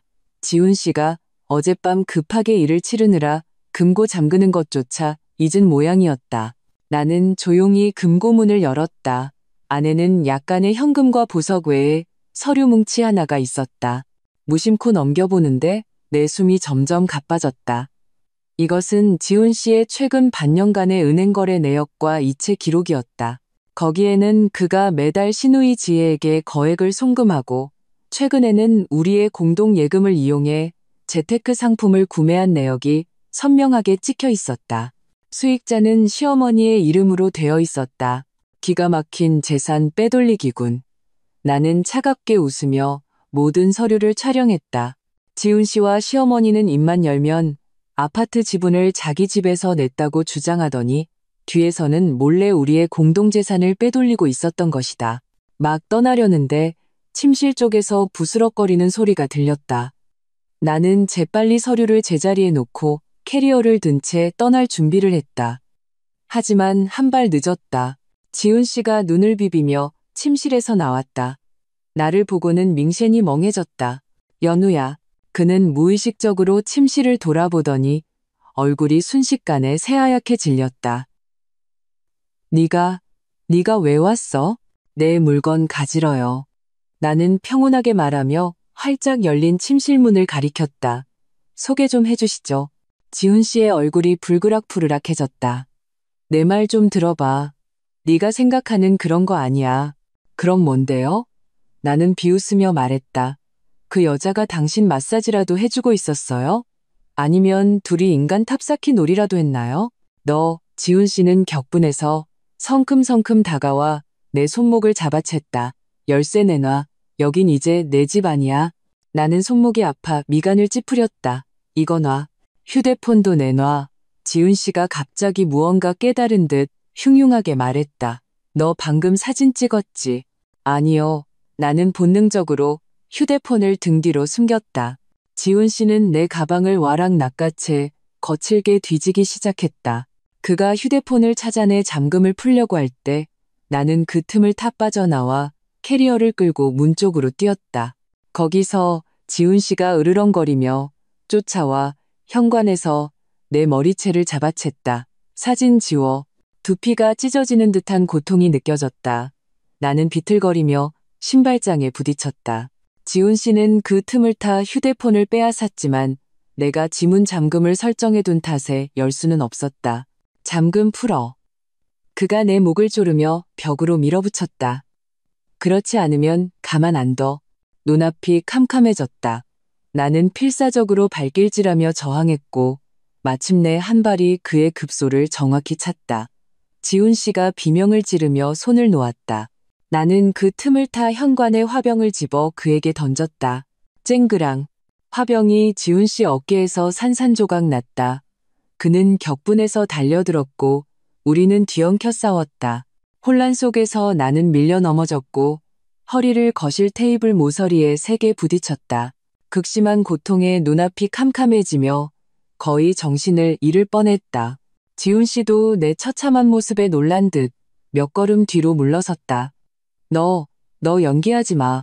나는 바닥에 웅크린 채 아파서 말도 할 수 없었다. 그때 침실에 있던 여자가 소리를 듣고 달려 나왔다. 이 광경을 보고는 비명을 질렀다. 사람 살려. 지훈 씨가 당황해서 그녀의 입을 막았다. 조용히 해. 나는 그 틈을 타 휴대폰을 더듬어 찾아 마지막 힘을 쥐어짜 112 신고 버튼을 눌렀다. 신고했어요. 나는 힘겹게 말했다. 당신들 안 가는 게 좋을 거예요. 지훈 씨의 얼굴이 새하얗게 질렸다. 연우야, 우리 얘기 좀 해. 방금은 내가 잘못했어. 경찰차 사이렌 소리가 멀리서부터 가까워져 왔다. 20분 후 2명의 경찰관이 문을 두드렸다. 바닥에 쓰러져 있는 나와 옷차림이 흐트러진 지훈 씨, 그리고 그 여자를 보고 경찰은 즉시 상황을 파악했다. 누가 폭행했습니까? 나이든 경찰관이 단호하게 물었다. 저 사람이요. 나는 힘겹게 지훈 씨를 가리켰다. 제 목을 조르고 저를 밀어서 테이블에 부딪히게 했어요. 말도 안 돼. 지훈 씨가 격하게 반박했다. 이 여자가 먼저 시작했어요. 화병으로 절쳤다고요. 젊은 경찰관이 내 상처를 살피더니 미간을 찌푸렸다. 구급차 불러야겠습니까? 나는 고개를 끄덕였다. 허리의 통증이 점점 더 심해지고 있었다. 구급차를 기다리는 동안 경찰은 우리를 따로 신문했다. 지훈 씨는 내가 무단 침입해서 먼저 폭행했다고 주장했고 나는 그저 조용히 내 휴대폰 앨범을 확인해달라고 요청했다. 비밀번호가 어떻게 됩니까? 나는 비밀번호를 말해주었다. 경찰은 최근 사진과 영상을 훑어보더니 얼굴이 점점 굳어졌다. 박지훈 씨, 나이든 경찰관이 지훈 씨를 향해 돌아섰다. 부인께서 촬영한 영상에 따르면 당신에게 명백한 가정폭력 혐의가 있습니다. 그리고 그는 의미심장하게 침실 쪽을 쳐다보았다. 부적절한 남녀 관계도 있었던 것 같군요. 지훈 씨는 횡설수설하며 변명했지만 증거는 명백했다. 구급차가 도착한 후 나는 병원으로 이송되었고 지훈 씨는 경찰서로 연행되었다. 병원 검사 결과 내 허리에는 심한 타박상이 있었고 목에는 선명한 조임 자국, 두피에도 약간의 찢어진 상처가 있었다. 의사는 규정에 따라 경찰에 신고했고 파출소에서 여경 한 분이 내게 와서 진술을 받았다. 서연우 씨, 고소하실 겁니까?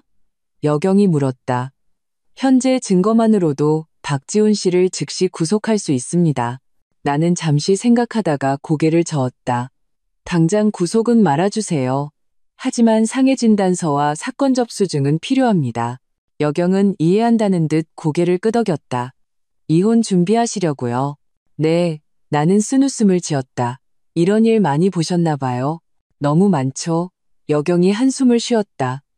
가정폭력은 0번 아니면 무한대입니다. 아주 잘하셨어요. 제때 신고하고 증거를 남기신 거요. 병원을 나설 때쯤 이미 해가 져 있었다. 소식을 듣고 달려온 수진이가 내 모습을 보고는 울음을 터뜨릴 뻔했다. 그 짐승 같은 놈, 내가 가만 안 둬? 괜찮아. 나는 그녀를 위로했다. 적어도 이제 증거는 확실해졌잖아. 이혼은 순조로울 거야. 임시 거처로 돌아와. 나는 즉시 장 변호사에게 연락했다. 오늘의 사진, 영상, 그리고 상해진단서를 모두 그에게 보냈다. 완벽합니다. 장 변호사가 전화기 너머로 흥분해서 말했다. 가정폭력, 외도, 재산 빼돌리기. 박지훈 씨는 이혼 소송의 모든 지뢰를 다 밟았네요. 법원은 반드시 당신 편을 들어줄 겁니다. 전화를 끊고 나는 지친 몸을 침대에 던졌다. 몸의 고통보다 마음의 상처가 훨씬 더 컸다. 3년의 결혼 생활은 결국 거짓과 폭력 위에 세워져 있었던 것이다. 다음 날 아침 지훈 씨에게서 전화가 왔다. 잠시 망설이다가 받았다. 연우야. 그의 목소리는 쉬어 있었다. 마치 밤을 꼴딱 새운 사람처럼 내가 잘못했어. 정말 잘못했어. 제발 고소만은 하지 말아줘. 파출소에서 풀려났나 보죠? 나는 차갑게 물었다. 응, 지훈 씨가 우물쭈물했다. 어머니가 아는 분 통해서. 근데 사건 기록은 남아있어. 연우야, 우리 직접 만나서 얘기 좀 하면 안 될까? 필요 없어요. 나는 단호하게 거절했다. 모든 대화는 변호사를 통해서 하세요. 너 꼭 이렇게 매정하게 굴어야겠어? 지훈 씨가 갑자기 다시 강경하게 나왔다. 잊었어? 우리 엄마가 너네 회사 대주주랑 아는 사이라고. 네가 만약 박지훈 씨, 나는 그의 말을 끊었다. 어젯밤 영상이랑 사진, 그리고 상해진단서만으로도 당신을 사회에서 매장시키기에 충분해요. 만약 당신이나 당신 가족이 나를 또다시 괴롭힌다면 나는 이 모든 걸 인터넷에 뿌려서 온 세상 사람들이 박씨 집안의 진짜 모습을 보게 만들 거예요. 전화기 저편은 한참 동안 침묵했다. 마침내 지훈 씨가 일을 가는 소리가 들려왔다. 대체 원하는 게 뭐야? 공정한 이혼 합의. 나는 평온하게 말했다. 법에 따라 제가 받아야 할 것은 한 푼도 빠짐없이요. 전화를 끊고 나는 길게 숨을 내쉬었다. 이 전쟁은 마침내 전환점을 맞이했다. 박지훈과 시어머니는 내가 더 이상 그들이 마음대로 주무를 수 있는 어린 며느리가 아니라는 것을 마침내 깨달은 것이다. 사흘 후 나는 정식으로 법원에 이혼 소송을 제기하고 지훈 씨가 자산을 더 이상 빼돌리지 못하도록 재산 보전 신청을 했다. 동시에 나는 회사에 발령을 수락하고 일주일 후 상하이로 떠날 준비를 했다. 짐을 싸는데 수진이가 와서 도와주었다. 텅 빈 원룸을 보며 그녀가 갑자기 물었다. 후회해? 나는 고개를 저었다. 가방에서 그 포토샵으로 조작된 사진을 꺼내 조용히 반으로 찢었다. 더 일찍 깨닫지 못한 걸 후회해. 상하이로 떠나기 전날 도현 씨가 송별회를 해주겠다며 저녁 식사를 제안했다. 레스토랑에서 그는 내게 봉투 하나를 건넸다. 상하이에 있는 친구들 연락처야. 도움이 필요하면 연락해봐. 고마워요. 나는 감동해서 봉투를 받았다. 왜 저한테 이렇게 잘해주세요? 도현 씨가 웃었다. 대학 때부터 당신을 좋게 봤어. 아쉽게도 그때는 남자친구가 있었지만 지금은 그냥 그 아쉬움을 좀 메워보고 싶은 거지? 심장이 갑자기 빠르게 뛰기 시작했다. 나는 황급히 고개를 숙여 스테이크를 썰었다. 이혼 소동 이후 처음으로 누군가에게 설렘을 느꼈다. 천천히 해요. 도연 씨는 내 당황함을 눈치챈 듯 재치 있게 화제를 돌렸다. 상하이는 좋은 곳이에요. 당신도 좋아할 거예요. 그날 밤 나는 법원으로부터 조정기일 통지서를 받았다. 이혼 소송은 한 달 후에 열릴 예정이었다. 장 변호사는 당분간 서울을 떠나지 않는 것이 좋겠다고 조언했지만 상하이의 근무 기회 또한 놓치기 어려웠다. 진퇴양난에 빠져 있을 때 대표님에게서 전화가 왔다. 연우 씨, 이혼 소송 기일이 잡혔다고 들었어요. 심장이 쿵 내려앉았다. 발령을 취소하려는 건가? 네, 대표님. 걱정 말아요. 대표님이 뜻밖의 말을 했다. 회사는 연우 씨를 지지합니다. 상하이 지사에는 2주 정도 늦게 합류해도 괜찮으니 먼저 개인적인 일부터 잘 처리해요. 나는 내 귀를 의심했다. 정말요? 정말 감사합니다. 고마워할 것 없어요. 대표님이 잠시 뜸을 들였다. 사실 내 전처랑 박지훈 씨 어머니가 절친한 친구 사이였어요. 박 씨 집안이 어떤 사람들인지 잘 알죠. 연우 씨, 잘하고 있어요. 용기를 내요. 전화를 끊고 나는 창가에 서서 서울의 화려한 야경을 바라보았다. 이 도시는 내게 너무나 많은 기억을 남겼다.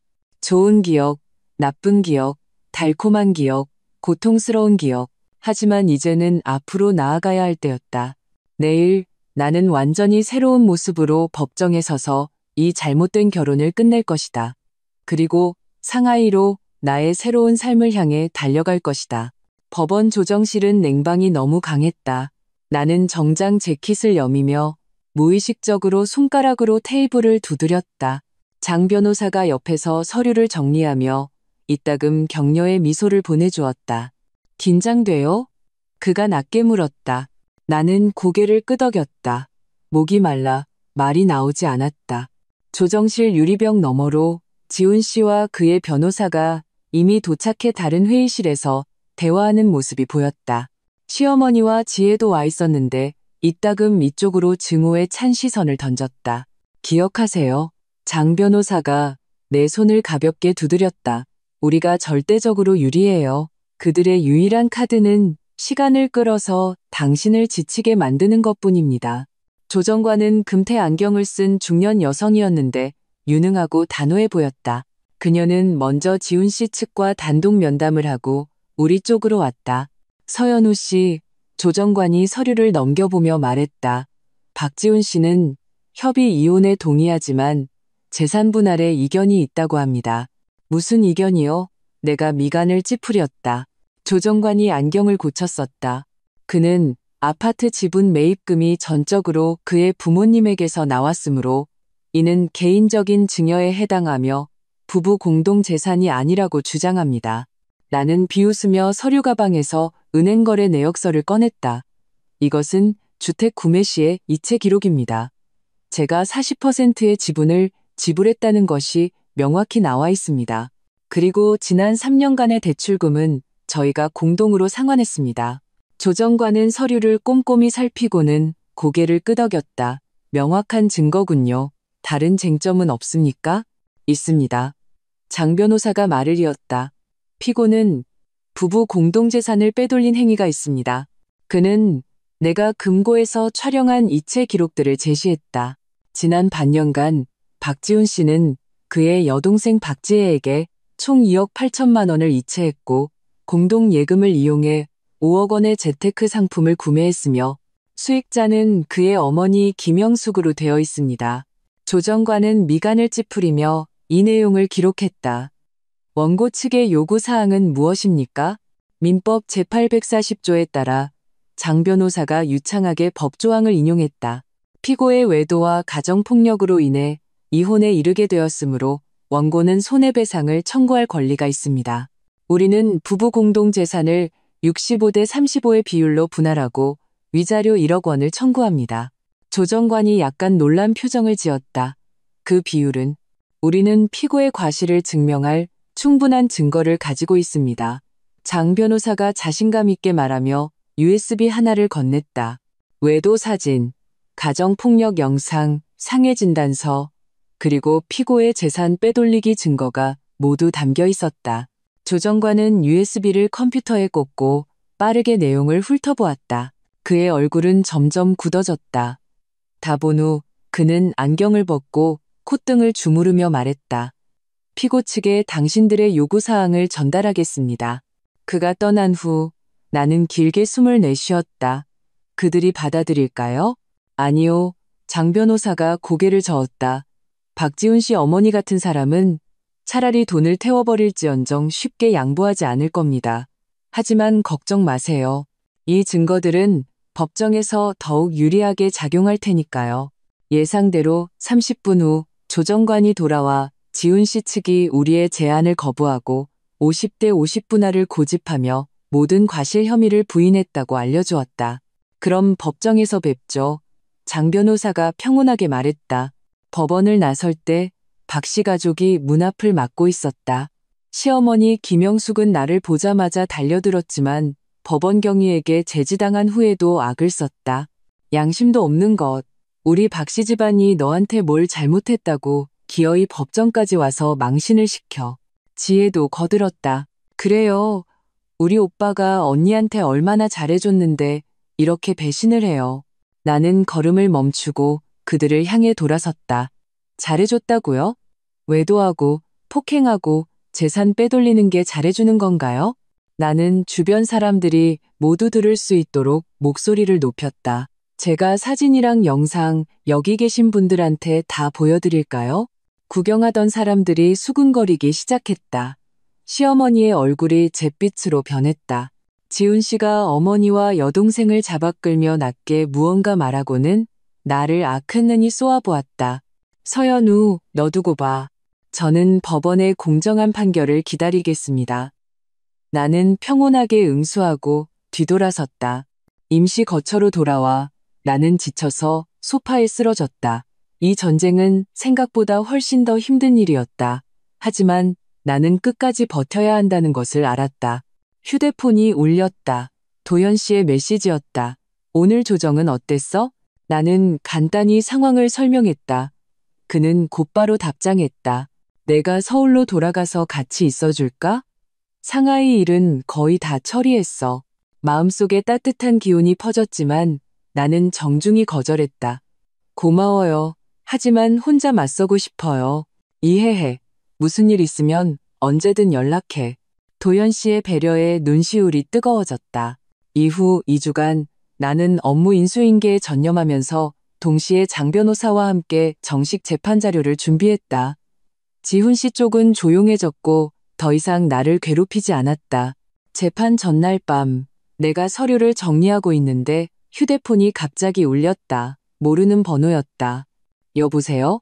나는 조심스럽게 받았다. 연우야, 지훈 씨의 목소리였다. 하지만 말투는 놀랍도록 온화했다. 우리 얘기 좀 할 수 있을까? 딱 우리 둘이서만.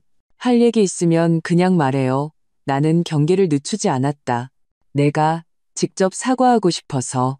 지훈 씨의 목소리에는 흐느낌이 섞여 있었다. 지난 시간 동안 많이 생각했어. 정말 내가 너한테 잘못했어. 나는 휴대폰을 꽉 쥐었다.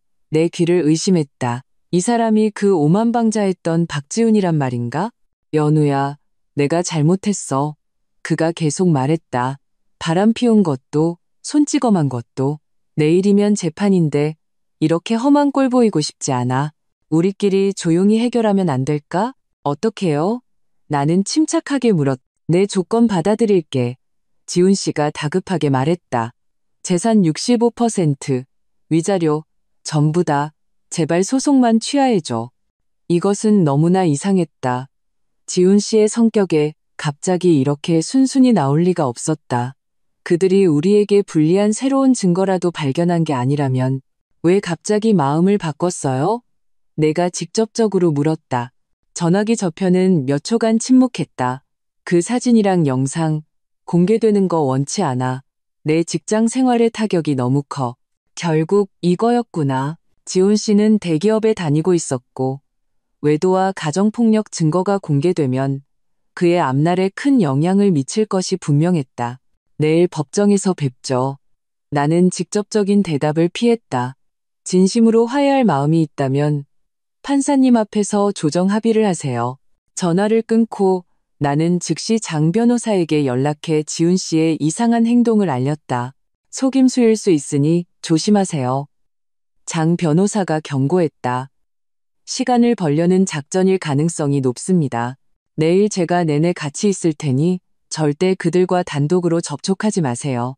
전화를 끊고 나는 창가에 서서 서울의 화려한 야경을 바라보았다. 내일이면 이 모든 것이 마침표를 찍을 것이다. 결과가 어떻든 나는 담담하게 받아들일 수 있었다. 나는 마침내 나 자신을 위해 싸우는 법을 배웠으니까. 다음 날 아침 법원 앞은 사람들로 북적였다. 놀랍게도 박 씨 가족 외에 카메라를 든 기자 몇몇이 와 있었다. 어떻게 된 거죠? 내가 긴장해서 장 변호사에게 물었다. 그는 미간을 찌푸리며 그들을 쳐다봤다. 박지훈 씨 어머니가 불렀군요. 언론을 통해 압박하려는 겁니다. 예상대로 나를 보자마자 시어머니가 기자들을 이끌고 달려왔다. 바로 이 여자입니다. 우리 며느리예요. 돈 때문에 이혼하겠다고 우리 아들한테 외도랑 폭행 누명까지 씌웠어요. 플래시가 터져 눈을 뜰 수 없었다. 기자들이 앞다투어 질문을 던졌다. 서연우 씨, 시어머니 말씀처럼 재산을 노린 것이 사실입니까? 외도를 해서 이혼을 고집한다는 소문이 있던데 사실인가요? 가정폭력 주장은 꾸며낸 것 아닙니까? 나는 그 자리에 서서 온몸을 떨었다. 박 씨 집안이 이렇게 비열한 수단까지 쓸 줄은 몰랐다. 여론을 이용해 흑백을 뒤집으려는 것이다. 노코멘트 하겠습니다. 장 변호사가 나를 감싸며 기자들을 밀어냈다. 모든 것은 법정의 판결을 기다리십시오. 법정에 들어선 후에도 나는 여전히 심장이 두근거렸다. 어떻게 저럴 수가 있죠? 진정해요. 장 변호사가 내 손을 두드렸다. 판사님은 여론이 아니라 증거만 보십니다. 정식 재판이 시작되자 지훈 씨 측 변호사는 예상대로 감정에 호소하는 전략을 폈다. 우리의 결혼 파탄 책임이 내가 일에만 몰두하고 가정을 돌보지 않았기 때문이라고 주장하며 외도와 가정폭력 혐의를 전면 부인했다. 심지어 내가 과실이 있는 유책 배우자라고 반격하기까지 했다. 우리 측 증거 제출 차례가 되자 장 변호사는 차분하게 모든 증거를 제시했다.